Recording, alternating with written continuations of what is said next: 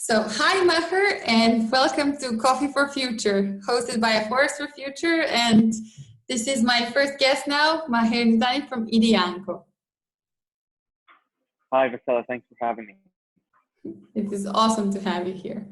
So, Maher, can you tell us a little bit more about what actually Ideanco stands for and how you started the whole journey of climate fighter? Oh, yeah, absolutely. We're an idea innovative company and strategy consultancy firm. We started in 1999, and we are one of the pioneers of creating crowdsourcing. We've been in business for 20 years. We celebrated 20 years in January this year. And we're focusing on different verticals, which is aerospace, climate change, healthcare, education, and many other verticals.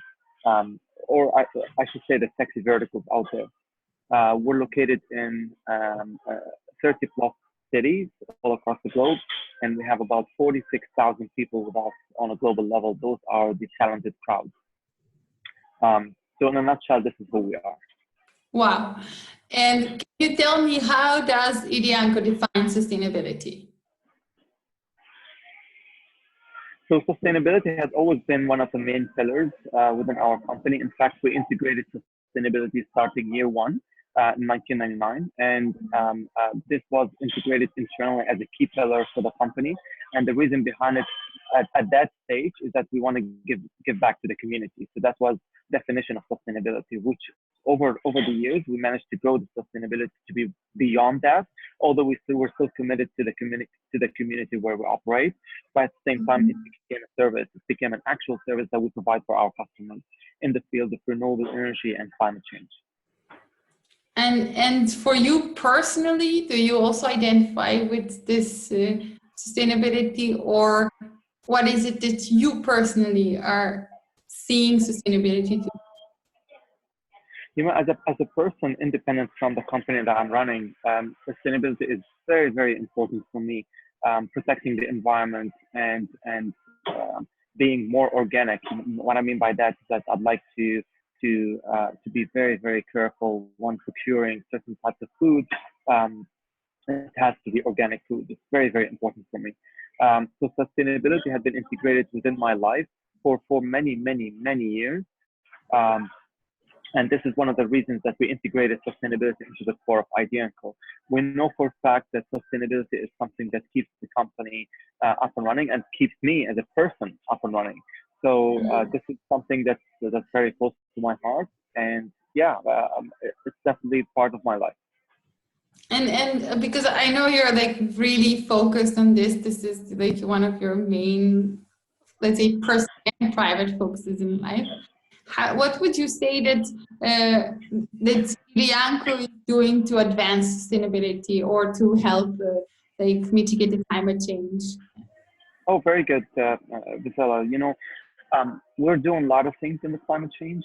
One of them is that we're being engaged with entrepreneurs, startups, the youth, the millennials on a global level. The reason behind it because those are the segments, the target audience from a marketing perspective that are going to change the world to be a better world out there. So what is it that we've done in the last few years? We've created different platforms related to startups, innovators, entrepreneurs, and we managed to work with them very, very closely on their concepts, on their ideas, on the products. But at the same time, we managed to do the matchmaking with the investors to inject liquidity into that specific product to become a startup, or into a startup to become an actual a company that has traction in the market. So yeah, we've designed many platforms, and it's been going great. This is part of the entrepreneurial side. On the other hand, we're also being engaged with manufacturers out there and providers of the solar panels, for instance, or the solar energy. So we do their strategy. We design it from scratch, but also we keep them very disruptive out there. We want to make sure that we retain a competitive advantage and they win the heart of the traditional customers out there. And then Maher, because I know you're in quite a few countries and you have an advantage point to see how climate change is being addressed in, for example, Canada, US, and in the MENA region, in Dubai, for example, and UAE. what is your take on that? Like, how do you see this different approaches for sure to addressing the climate change? I can give you an example in the United Arab Emirates, for instance. We started most recently a hackathon like, which is a climathon. And this is after the success rate that we've achieved on the first platform that was part of the World Future Energy Summit in 2018, in January 2018, which attracted 47.8 million dollars of investment towards entrepreneurs, global entrepreneurs. So the hackathon is focusing on three key pillars of challenges, and they are air pollution, biodiversity, and sea level rise. So we're asking basically innovators from all over the world to go ahead and solve the challenges of the three key pillars. And we want them to solve the challenges and come up with a solution. And this solution has to be, it's not really a solution that has a local impact. It needs to have a global impact. So those are one of the things that we do in the region. As of today's date, we have 180 applicants from all over the world coming to join us in Dubai at Area 2071, which is underneath our office at Emirates Towers. And the rest of the team, they will be virtually joining us also from our offices spread out all over the world. So this is one of the things that we're doing. As for Canada and the US, we just kickstarted a few programs in Canada. The US, we are right now. I'm in the US with. I've had several meetings to kickstart climate change platforms here in the United States of America, and we've received some really positive feedback. And on the East Coast, and now I'm heading to the West Coast to do the same. So most likely by the end of the year, we're going to have one platform here in the US. We went into strategic partnership with different entities, from private to government entities, and they're extremely interested. So those are some of the things that we're doing with the youth, with the young entrepreneurs, with the startups. Yeah, that's really brilliant. And so, for example, in this climathon that you're now making in Dubai, are you focusing on, or let's say, how are you judging? What is the judging criteria? You said now you mentioned that it has to be a global impact, and this is great because we really need such impact. But do you also measure, like, are they using exponential technologies? How fast the impact will be shown? Uh, adaptation action? What is the focus on this, like, winning criteria? Right. So I just want to highlight, before I answer the question, I just want to highlight that the climathon in Dubai is endorsed by the Ministry of Climate Change and Environment. This is one of the key and most prominent ministries in the world from a climate change perspective, and they're doing a great job, tremendous job. And we love their work, we love their strategy, and we're working closely to implement their strategy. I'm sorry just to interrupt you, but yeah, maybe you should tell a bit more to our viewers, because I don't think that everybody knows that this is the only Ministry of Climate Change in the world. That's right. Yeah. Yeah. So to answer your question, we're developing metrics and processes for the climathon. We're also getting the innovators to be positioned into cohorts, and then those cohorts are going to compete against each other to come up with solutions. At the same time, I just want to highlight there's no such a thing as a bad solution. It's just we want to pick the best solution out there, and we've never believed that we should be awarding the winners with prize money. In fact, what we've done is that the top 3 cohorts will be awarded with an access to Ideanco's virtual incubator program. So in this case, within the 24 hours, as you already know, Priscilla, no one in the world can come up with a product within 24 hours. It's just slightly impossible. So they're going to come up with non-tangible prototype, which is basically on PowerPoint or Microsoft Word. They're going to highlight these challenges, the specs, the design, and the solution and the impact. So based on that, we're going to judge them. And then based on that, we're going to select them to be part of the Ideanco virtual incubator program. Once they get into the virtual incubator program at Ideanco, then in this case, they will have probably about 6 to 9 months period to take the concept through the ideation process and take it to become, hopefully, in the hope we can create an MVP. And then this MVP will be exposed to angel seed capital, and they will inject hopefully they will inject liquidity into the actual product to become a startup. The idea here is that in the United Arab Emirates, we're doing this, which is aligned with the Ministry of Climate Change and Environment, and also aligned with the Prime Minister's objective and the Prime Minister's strategy for the United Arab Emirates is to basically create startups in the United Arab Emirates,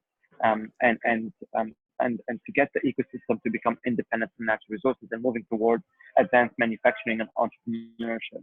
So basically, we have this model in our office in the UAE, from the UAE to the world, and this is something that we're working on that on daily basis. We're so aligned with the strategy of the country, with the vision of the country for the next 30, 50 years, and we're working very closely with the private sector and the government to achieve our path in terms of climate change. And so, going back to the virtual Ideanco incubator, can you tell us something more? Is this going to be the first batch, or how does it work so far? How do you see this working out? So you mean the incubator? I'm sorry if I heard it correctly. Yeah. Yeah.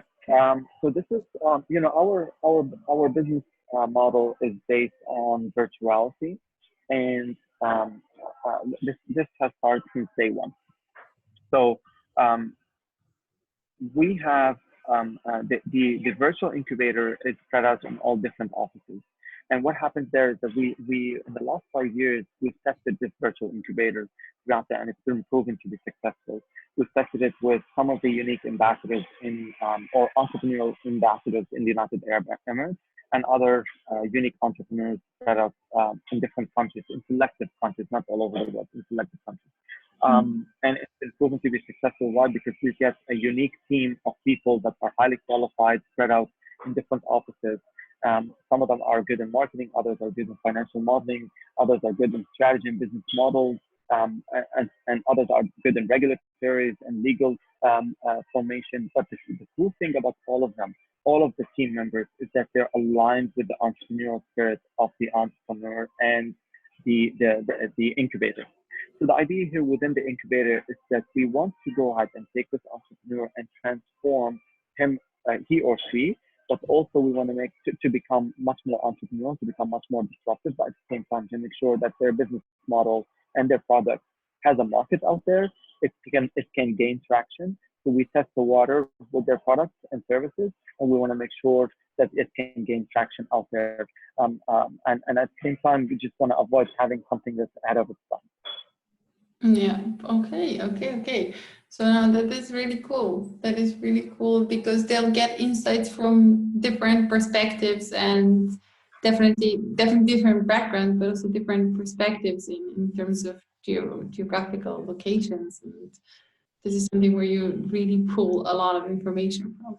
So would you, like, now closing this interview, would you say that the rise of exponential technologies, such as, of course, these video calls that are available and supercomputing and AI, is something that has greatly enhanced the Ideanco as such and allowed for Ideanco to grow such a global network of people?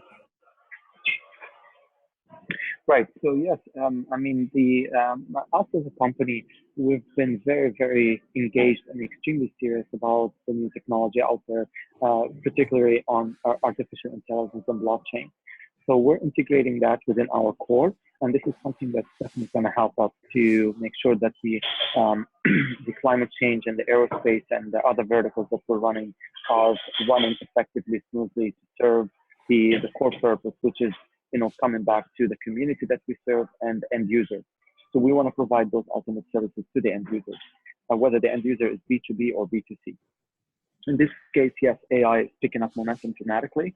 We've been engaged with AI on 3 different layers. So today, everything that we do is somehow passive, but AI is transforming us to become more into generative. What I mean by that is that AI will be integrated with a human to generate ideas, but the ultimate objective is to go ahead and get AI to become intuitive. And to be intuitive, meaning this is one AI in the form, whether you want to use it in your computer or, for instance, in a drone or on a different platform, then AI in this case is kind of go ahead and analyze. It's going to detect the problem. It will analyze the problem. It will find a solution for the problem, and it will act accordingly without getting a human to go ahead and send the okay or the red light to the AI. But we're not there yet, to be honest. This is the goal of our company and the goal of many other companies out there, to become intuitive. And intuitive is a big deal. Just we have to be careful how to guide and design it to make sure that it contributes positively to us human beings in the world out there. But yeah, but you definitely see that, of course, they can play a major role in fighting climate change as well as other exponential technologies. Just like thinking now, for example, that our conversation is happening via this virtual Zoom like online tool, and we didn't have to fly thousands of kilometers to meet each other and greet each other.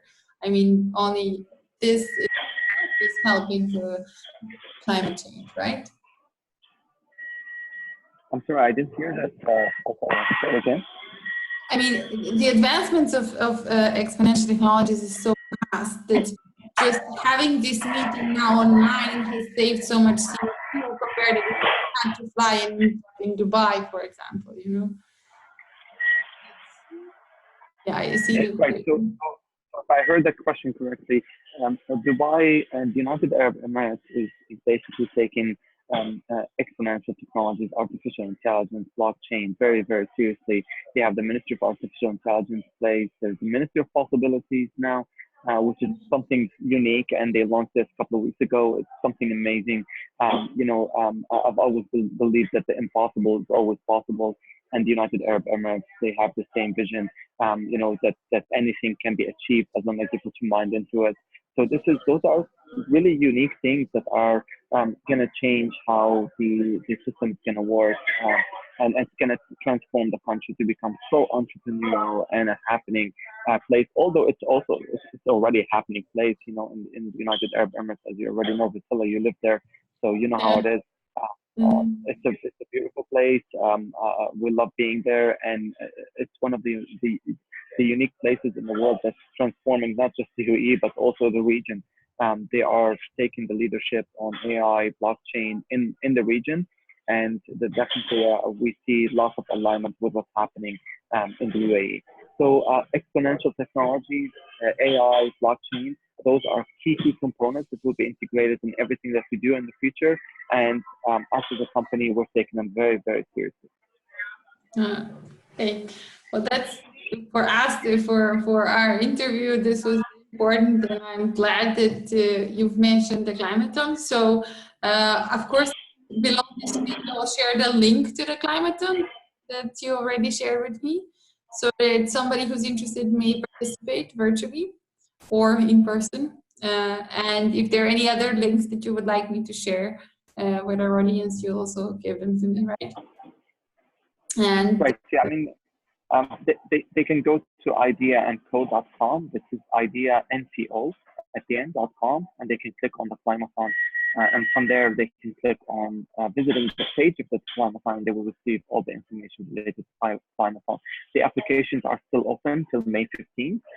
If people want to apply, they're more than welcome. We're taking everybody from that. You don't have to be in climate change, really. You can be in different fields, and any field, as long as you believe that you have the capability to solve a challenge and come up with a solution that has a global impact.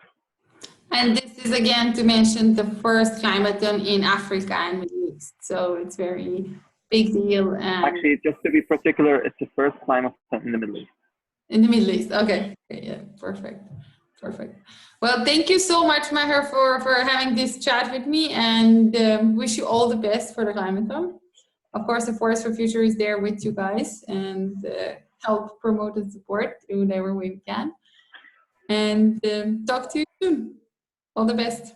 Thank you. Absolutely. Thank you. Thanks, Phil. Bye. Bye-bye.